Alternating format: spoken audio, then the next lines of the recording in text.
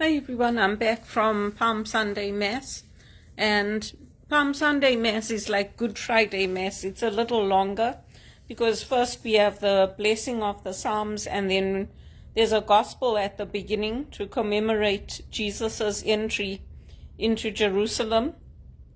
And then we have the normal Mass, but we have the full Passion of Christ that is recited at the Mass. And the priest will usually do the part of Jesus or the deacon. So in past years, I've been selected to read at that Mass, but I'm not doing it this year. But yeah, it was good to go to Mass. It was good to celebrate the service and to come home. And then I just went to the grocery store to pick up a bagel croissant to have with my coffee, and then I'm going to watch the tennis today. That's my agenda for today, and I'll go back to applying for jobs tomorrow. I am putting out my link for my GoFundMe, asking everybody who's connected with me, if you can, to donate $25. I just need 20 people to donate $25. And any amount helps, because I'm starting from now to do my fundraising while Teleperformance looks for something else for me. They did reinstate me on the books, but they have to find an opportunity now. And I'm carrying on applying with them. I hope I get an opportunity to work at home, because what I'm seeing, what's happening on the subway, is making me very uncomfortable. And it's not that I don't take the subway, I do. The TTC, it's like the tube in England. But ours is not as posh as theirs. I do take it when I need to go downtown, if I have medical appointments or if I have something. But it's just the city downtown, I haven't been for so long. I enjoy it when I go.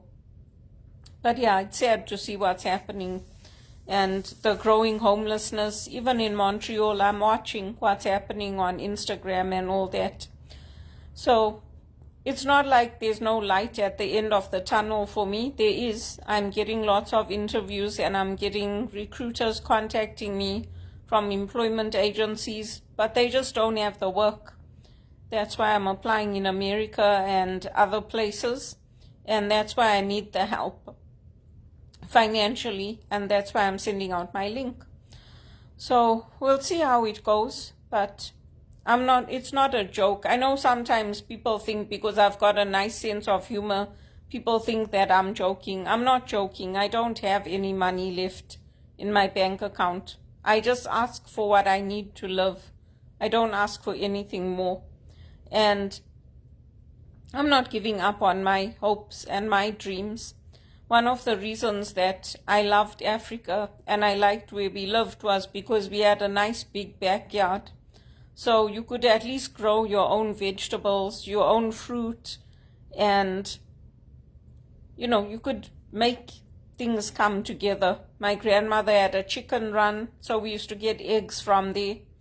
And even the chickens, once they were fully grown, my grandmother used to have them killed, or she used to kill them. And then we used to have that chicken gave us our supper. So there's a lot of advantages to living off the land. And I think it's unfortunate that the black leaders are not making peace with the white farmers, except for Zambia. I would also get a farm. If I could, I would also get a farm, because I enjoyed living off the land. I used to like watering the plants, looking after them, taking care of the garden. I did all that in Zimbabwe. So, and I'm not giving up on my dreams. Why should I? I mean, if these bankers can make millions, why can't I make 200,000 to buy myself a house and a nice sports car? Why not? They do it here. Nothing is unattainable. Nothing is unachievable. And many of the people who are in the Maxwell leadership, or who are now making good money, they all started out somewhere. They all started out poor, or they went through difficult times and they came out of them. And I've come through difficult times before. It's just that this time it was too much.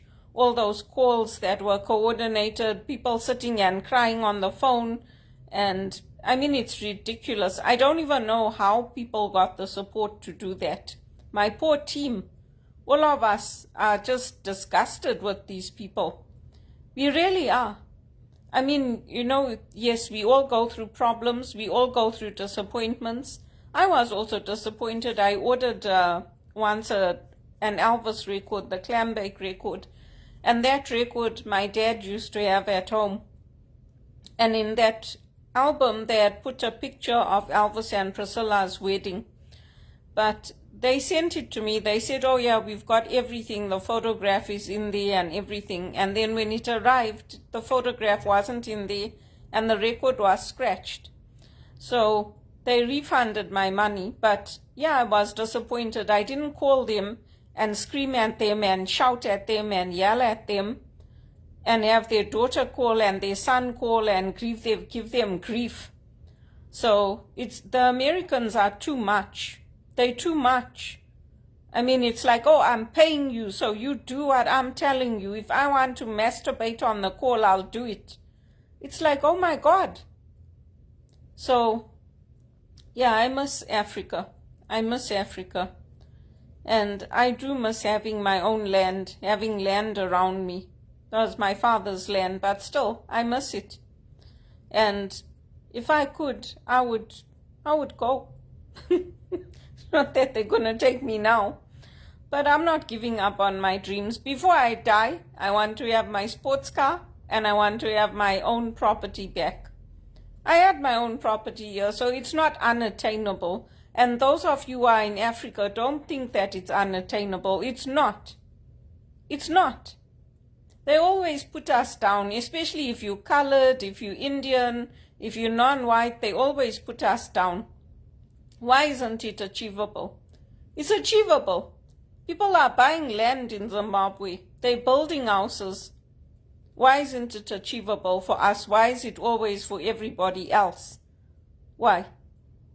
If I had listened to people, I wouldn't have gone to university. I wouldn't have graduated.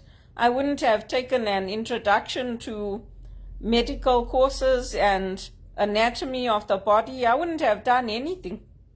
I would just be like, oh, this is my lot in life. And if you think it's unattainable, look at people like Rafa. He's had that foot problem all his life. He didn't know. They only found out now, like maybe 5 or 6 years ago, I think, that it's actually a degenerative disease in his foot. They helped him. They made shoes that allowed him to play. They're treating him. So it's not the end of the world if you get fatty liver disease or if you get high blood pressure. There are people with worse disabilities in the world, and I'm not decrepit. I'm not giving up on my dreams. There are people in the Maxwell leadership, they bought homes with airports. I mean, they have their own airstrip in their backyard.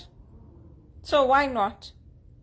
Why not? It's not only Elvis Presley that achieved those things. There are people living today who are ordinary people. They might not be singers or celebrities, but they've achieved it. So why not? I also want to achieve it for myself. I don't see why. That's why the church is poor now. It's their own fault. Because when people like me were working and we had our properties and we were selecting to give our property taxes to the school for children who are not even ours, they're not naturally born from us, to educate them, to lift up the community, nobody wanted to help us, including these banks, Tangerine and Scotiabank and all of that. Titi's the only one that tried to push for me, Ed Quill. He's the only one that tried to push for me and called Tangerine and told him you should be helping her, and they still refused. Oh no. I want to buy a farm one day. No, why not? Why? If I can't buy a farm, I want to buy a nice big property with a big backyard. You see all those homes that they have in Cape Town with the side entrances for the servants and all that. I want to have a home like that, where I can organize my own events and everything. And then I'll call the Jesuits and they can come and have their events there by me. I have big things that I want to achieve, not small things. And now I've got 2 Jesuit brothers who I want to help them financially. So, why not? I want to be like the saints. The saints had lots of properties. They had more than enough to provide for themselves and their families and their communities. Why not?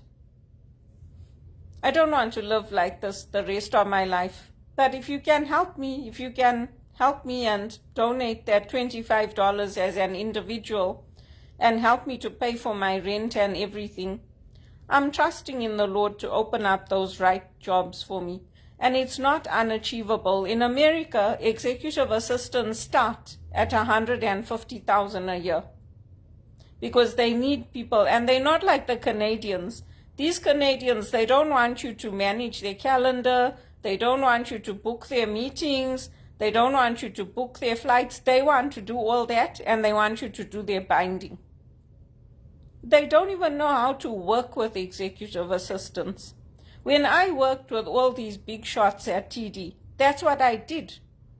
I booked their meetings, I managed their calendars, and I did all the main things. I helped with booking the travel, I helped with recruitment, I helped to bring in the new executive assistants, I helped with all that. I didn't do the binding. They sent it out. They had a printer that they used. They sent it out to them and they asked them to do all the binding and printing and photocopying. I never did any of that. So why not? If I get a job in America that's paying me $150,000, I'll go.